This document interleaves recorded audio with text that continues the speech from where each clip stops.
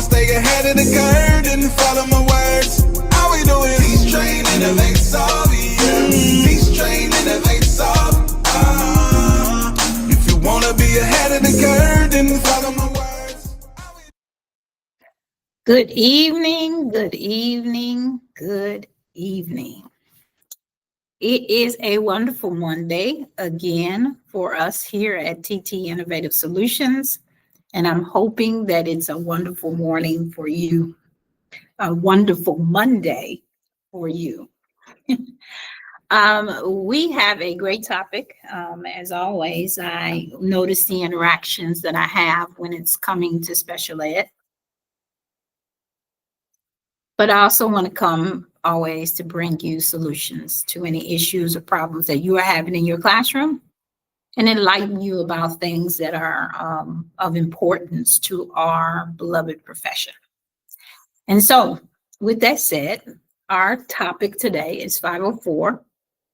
I say versus, but it's just a distinction between SPED, special education, for our students and what the difference is. I'm also going to review the newest domain for SPED 186 TExES exam for those of you that are preparing for that, but I'll leave that toward the end. Again, as always, my name is Tamara Gibson. I am delighted to be able to be before you to share with you insights, information, and to do exactly what our custom says, to teach, train, innovate, and provide solutions. And today's solution and topic is currently about 504 and SPED services. So I asked a really quick question during one of my social media posts, and that is, have you ever kind of wondered whether a student needs those particular services, if they need a 504 plan or if they need a full IEP and things of that nature? And so that's really what we're going to jump straight into, defining 504 and IEP. I'm going to do a little bit of rope reading to you, unfortunately, but I want to make sure that this topic is covered thoroughly and properly. So I'm going to do a little bit of that in regards to the definitions, and then I'm going to break down what those services could possibly look like. So I'm going to talk about them. Breakdown is probably not the best term, but I'm going to talk about them, and then lastly, I'm going to discuss with you how you as an educator can advocate. There are 3 ways in which I believe is the best way for you to advocate. One I heavily rely on. And then finally, some keys to passing the newest TExES exam. It has been made more rigorous, is what I would say, in the adoption of adding in a written portion, which for those of you who don't know, it will require you to wait a few more days for your results as well. But nothing to scare you. It's to prepare you, for you to know. One of the biggest things for us to be able to overcome our hesitation to do something or our fear is to have the understanding and the knowledge of what's going to be on things so that we can prepare properly. So not walking into it not knowing what's going on. And so 504 and IEP. There's going to be a couple of ways that I describe it, but I just want us to have 2 focal points. One, that instruction for 504, instruction specifically designed for teaching and services. And then for IEP is to access ensuring that students with disability can be fully participate in school activities. That is what I would say is the difference. Okay, or the definition I want to give you. I always love to put up the picture to your left about equality and equity, because everyone can have the same field, be put in the same situations, but then sometimes we definitely need different assistive types of things to help us if we are lagging behind, or we are don't have certain physical capabilities or mental capabilities. And so I love that picture. And then IEP, I just put the the picture of a detailed, I made it so that it was 2 sheets, more than one thing, so you wouldn't think it was surface level. It's very intensive. So for 504, it's a federal civil rights law. It protects students from disabilities and discrimination by public schools, by any college, trade school, or private school that gets federal funding. Now, I don't want it to be missed or lost that I don't know what's happening in our current administration regarding services, period, for the Department of Education. I'm just hanging my hat on things that I know that I can truly be effective in, and that is providing my beloved profession access to information to help us to keep, as one of our former superintendents used to say, the main thing, the main thing. IDEA, on the other hand, is a federal education law where kids with disabilities who qualify can get special education and related services from public schools. And we will talk about those things as we go along. So I put an even deeper discussion between the two. So 504 came from an amendment from the Rehabilitation Act of 1973. As always, we sometimes put in laws, but we don't put regulations behind it. So in 1978 was a signed regulation. Again, just as a rehearsal, it protects the rights of students with disabilities to have the opportunity to participate or benefit from aids or services afforded to their peers who don't have disabilities. And then an IEP comes from the original name, I believe, was Education for All Handicapped. And that was in 1975, but it was renamed IDEA, the Individuals with Disabilities Education Act, in 1990.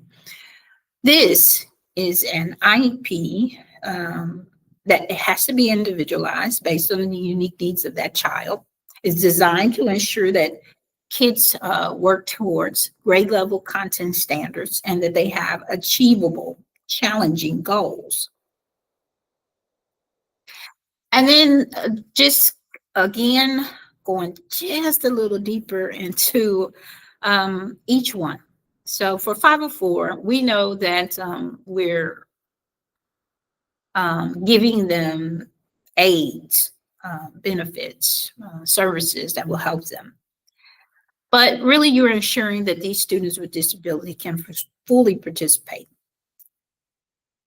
Who qualifies? Well, it's any student with a physical or mental impairment that limits their major life activity. And some of the common accommodations usually are preferential treatment, extra time, possibly audiobooks. We're definitely not talking about comprehension. Frequent breaks if needed, and then behavioral plans can be an option as well. I'll look for my paper because I wrote down a couple other things that I typically remember and utilized or asked for because it was definitely needed. And that's small group testing, opportunities, some behavioral cues to help them to stay on task. And then I already mentioned extra time. Those are my 3 favorites. I wanted to make sure that I included because oftentimes it gives them just enough boost to be able to do well. And then we have IEP. As stated before, this is an act that talks about, this is a law, a federal education law that requires us as public schools to provide services that are much needed. And then it goes on to list 13 disabilities that can fall into these various categories, where then the student goes through a very rigorous process of evaluations, and a art committee gets together to decide what, if any, things are needed and which of these categories, according to those assessments done, will assist them in getting the services that they need to be as successful as possible. And in the least restricted environment. I did do a video that talks about the free education, the Free Public Education Information Act that goes along with IDEA and some of the other things. And again, I'm searching for just some reminders, because this is not something that you could just kind of talk on and not have some very important information before you, because there's so much that goes into both of these, but most definitely way more for IEP. And so I'll just preference, can't seem to find the note that I'm looking for, but I'll just preference to say that we are required by the Department of Education to provide certain services to our students that are receiving a free and appropriate public education. That is FAPE.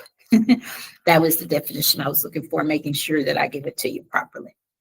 But here we have these 13 disability categories in which they could fall in. They're then given, there's some goals written, some objectives, some progress monitoring that has to happen, and some related services that may be needed. And before I talk about advocating for your students, this is a very brief overview. The true breadth of both of these is you looking intently into this law.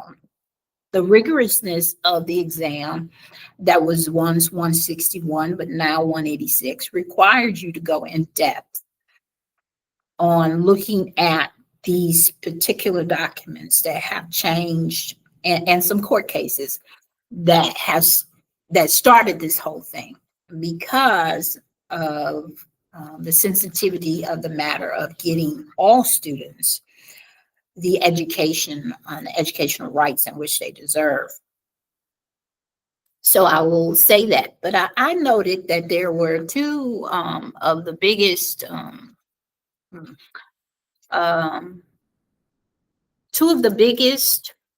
differences. There you go. That's the words I'm looking for.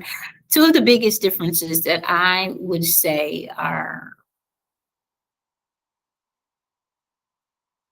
between 504 and an IEP. The very first one to me is the amount of needs between the two. So let me back up, since I'm not going to talk about advocating for your students just yet, to the understanding here. Two very differences. First of all, as I said to you before, one is a federal education law, and the second one that I stated earlier was that the other one is a civil rights law. Both of them are very important to our students getting the services that they need and ensuring that we as professionals know exactly what to do. So the other very important difference between them is that as a student that falls under a 504, they don't necessarily have to have any of those 13 categories that we talked about as their precursor. They could just be receiving 504 services because they need that extra assistance, that extra boost. Again, both of these very detailed, very intensive, but the eligibility and the legal framework are different, a little bit different for both. And so 504 really focuses on access. Access to what the student might need just for assistance on getting there. But IEPs definitely focus on instruction. So the bigger is access, 504, and IEP instruction. It's an individualized educational goals that are being set by IEPs. And 504 is kind of like the thing that is helping to level the playing field. Again, in an IEP, I can change the game completely. But I'm leveling the playing field as much as possible with 504. Again, my reference to the picture that I placed there. So the eligibility is very different for 504 and then IEP because of the 13 specific disability categories that I listed on the screen earlier. And then 504 ensures that they have access through accommodations. IEPs, I can do accommodations and modifications. And again, I have another video that we've done regarding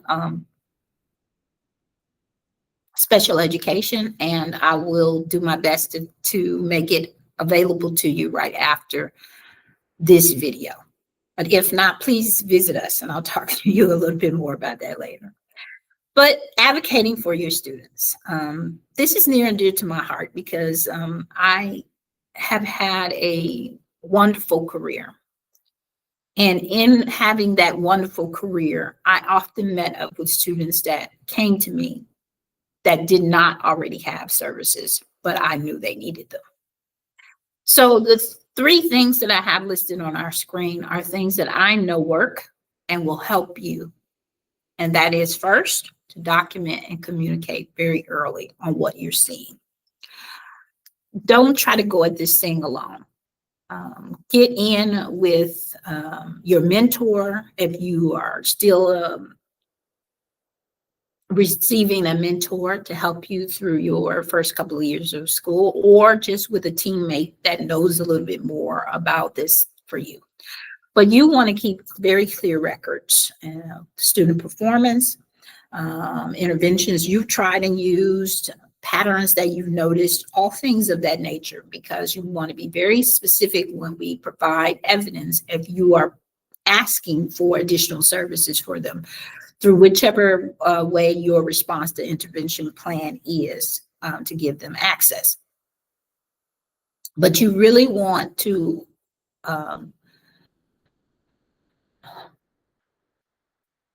be very clear about documenting the needs that you see, okay? Then secondly, I would say, as I alluded to before, to collaborate with your student support team, excuse me.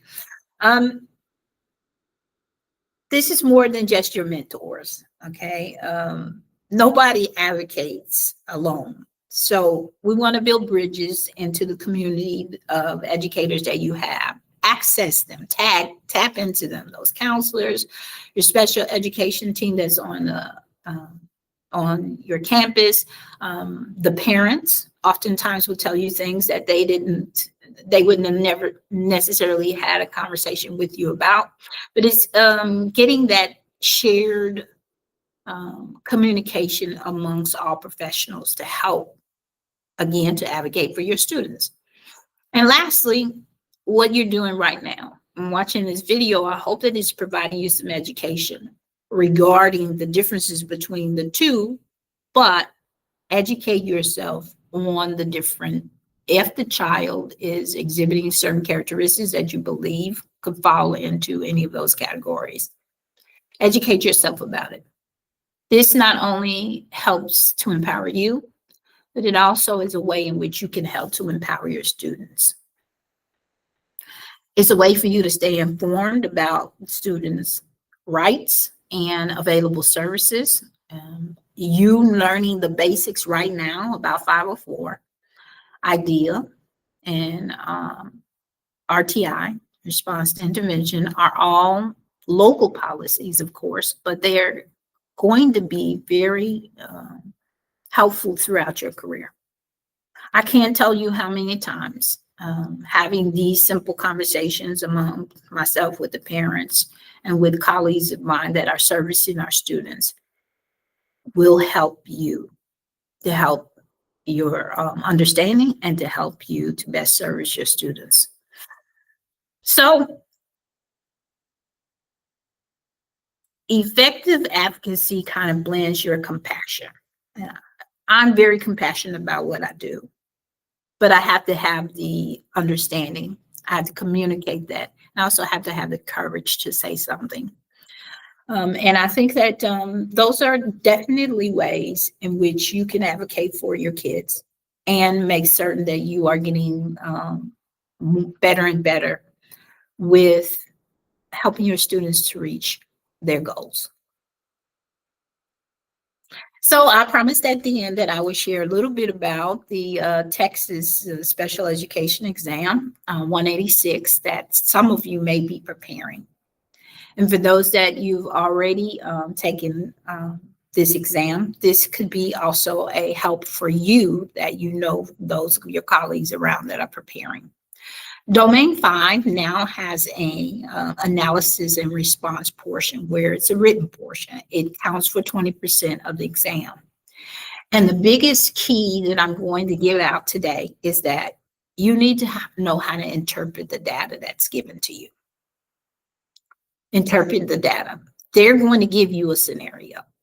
They're going to give you some keys within that description, and you are going to need to know whether it's qualitative or quantitative, and what response should you have for that. That requires practice. We here at TT Innovative Solutions are building a course to address this and to help you. And the course is in motion right now. But as always, we have options to assist you in group and individual plans that you can definitely go over to our website to check out.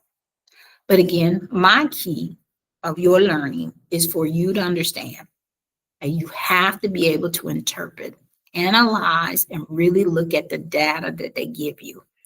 And when I say data, it's not always a table, a column of information. Sometimes it's a paragraph, and you have to learn to read it descriptively so that you know what they're asking you for. One of the test taking strategies that I give to my clients is that you are looking to answer the question. I know that sounds real simple, but sometimes they give you a lot of distractive things within the paragraphs that they're asking you about. And you have to learn to decipher the question and ask yourself very simply, very plainly, what are they asking me for? And if you can do that, you will do well on any of the exams that you're approaching, but definitely on this one that I'm talking about. So please visit our website at ttinnovate.com. As always, if you have questions or comments, you can tag us in social media, but definitely if it's something intimate that you'd like to know, we can be reached at info@ttinnovate.com. We'd love it if you would subscribe here to our YouTube channel. We're trying to get out the word of what we're offering and continue on our weekly submissions of sessions, chats, episodes, whatever you want to call them, to get out the word that we are here. We're here to stay. And we're here to continue to produce quality episodes and sessions for you to feed on your learning as an educator. I am an educator of 23 years in a building, but I am 27 years in the game. I have the opportunity to own my own company and to be able to affect change the way that I best know how. And that is to give you short chunks of information to help you along your journey as a new or novice educator, or as one that is preparing to get certified, and even beyond certification when we're talking about our mentoring program. Again, thank you for your viewership. Thank you for spending a little time with me today, and hopefully I'll see you again for another great Monday. All right, everyone, have a great day.